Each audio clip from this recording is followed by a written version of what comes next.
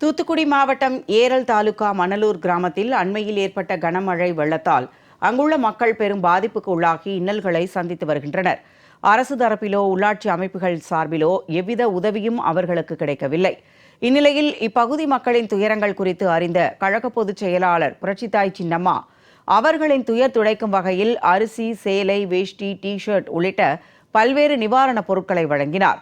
தங்களின் பரிதாப நிலையை உணர்ந்து நிவாரணப் பொருட்கள் வழங்கிய புரட்சித்தாய் சின்னம்மாவுக்கு பொதுமக்கள், பெண்கள், இளைஞர்கள் உள்ளிட்டோர் நெஞ்சார்ந்த நன்றியும் பாராட்டும் தெரிவித்தனர். சின்னம்மா கொடுத்ததை நான் நல்ல மனப்பூர்வமா வரவேற்கிறேன். அந்த அம்மாவை மாதிரி இந்த புரட்சி தலைவி அம்மாவுக்கு அடுத்தாப்புல நல்லபடியா தமிழ்நாட்டை ஆளணும்னா அந்த புரட்சித்தாய் சின்னம்மா ஒரு ஆளா தான் இருக்கணுங்க. அரிசி, பருப்பு, நிறைய பொருள் கொடுத்த சின்னம்மாவுக்கு மனப்பூர்வமான நன்றியை தெரிவித்துக் கொள்கிறேன். அம்மா, நாங்க தண்ணியில விழுந்தோம்மா. அம்மா, எங்களுக்கு ஆதரிக்க யாரும் இல்லம்மா. அந்த நாங்க 3 நாளா பட்டினியா கிடந்தோம். ஊர் மக்கள் அவ்வளோ ஆடு மாடு எல்லாமே தண்ணியில போச்சோம்மா. அம்மா அம்மா அம்மா நீ நாங்க எங்களுக்கு யாருமே எதிர்பார்க்கல, யாரும் எங்களை பார்க்க வரல. போன ஞாயிற்றுக்கிழமை வச்சு ஒரே தண்ணி, நாங்க எல்லாம் 4 கரைக்கும் வெள்ளம் சூழ்ந்துட்டு ரொம்ப கஷ்டப்பட்டோம். ஊர்ல ஆடு மாடு எல்லாம் செத்து போச்சு, ரொம்ப கஷ்டப்பட்டோம். இப்ப சின்னம்மா எங்களுக்கு கொடுத்துருக்காங்க அரிசி, பருப்பு, துணிமணி எல்லாம் கொடுத்துருக்காங்க. அவங்களுக்கு ரொம்ப நன்றி. நைட்டு போல வந்ததுனால ரொம்ப பயம் வந்துட்டு, சின்ன பிள்ளையெல்லாம் வச்சுட்டு எங்க போவோன்னு தெரியல. பிள்ளையெல்லாம் பயந்துட்டு இடம் இல்லாம அங்கேயும் அலைஞ்சோம். ஊர் வாய்க்கால் பக்கத்துல இருக்கு. 3 பக்கமும் தண்ணி சூழ்ந்துட்டு எங்களால என்ன பண்ணானே தெரியாது. நைட்டு வந்துச்சு 7 மணிக்கு வந்ததுனால கொஞ்சம் நாங்க எல்லாருமே உயிர் தான் தப்பிக்கிட்டமே ஒழிஞ்சு பொருள் சேதம் ரொம்ப அதிகமா போச்சு.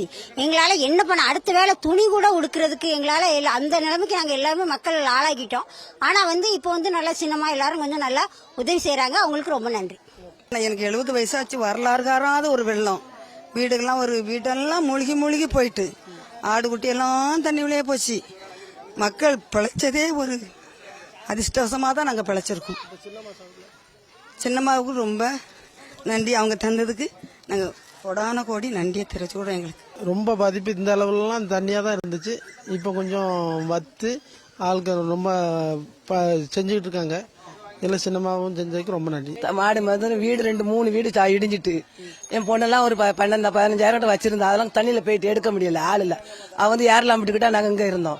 அங்கிருந்து எங்களுக்கு கடத்தி வர முடியல. கோழில ஒரு 15 கோழி 20 கோழி தண்ணியில போயிட்டு. நன்றி, இன்னைக்கு கொண்டு கொடுத்துருக்காங்க. எங்களுக்கு நன்றி. இதுவரைக்கும் எங்களுக்கு ஒரு உதவியும் இல்ல. ஆடு, மாடு, கோழி, மக்கள் எல்லாரும் ரோட்ல நிக்கும். இப்ப சின்னம்மாள் எங்களுக்கு ஒரு துணிமணியை கொடுத்துருக்காங்க. சின்னம்மாவுக்கு நன்றி. எங்களுக்கு வீடெல்லாம் உளுந்துட்டு நாங்க தண்ணிக்குள்ள தான் கிடந்தோம். அங்க தண்ணிக்குள்ள இருந்து வடக்கு தெருவு, அங்க இருந்து இங்க மேடு வீடு பார்த்து உட்கார்ந்துருந்தோம். நாங்க யாரும் பார்க்கல. சின்ன பிள்ளையெல்லாம் எங்க வீட்டுல நிறைய இருக்கு. 2-3 பிள்ளைகளை கூப்பிட்டு இங்க தண்ணிக்குள்ள தான் நின்னோம். தண்ணிக்குள்ள நின்று நாங்க அவங்க உதவி செஞ்சாங்க. நம்ம ஊருக்காரங்களே அரிசி, பருப்பு கொடுத்துருக்காங்க. ரொம்ப நன்றி எங்களுக்கு.